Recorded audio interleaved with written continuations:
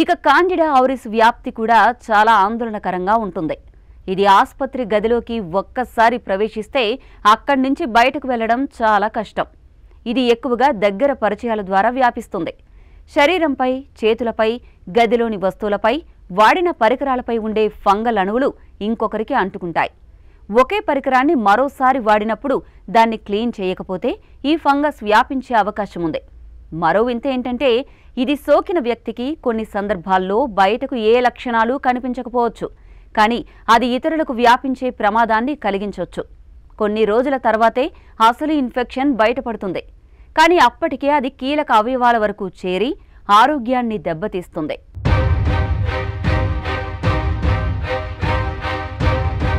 ఇలాంటి ప్రమాదానికి చికిత్స ఉండదంటేనే భయం వేస్తోంది.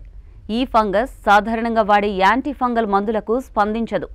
అంటే ఇది డ్రగ్ రెసిస్టెంట్ ఫంగస్.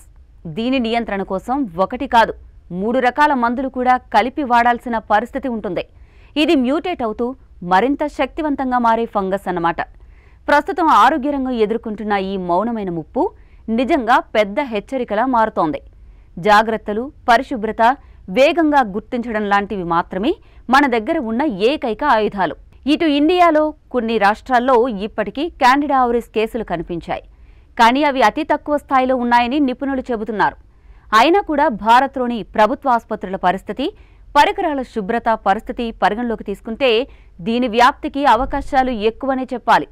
ఇప్పటికే ఇండియా ఎన్నో మహమ్మారులను చూసింది. అందుకే కాండిడా ఆవరిస్ విషయంలోనూ అప్రమత్తత పాటించాల్సిందే.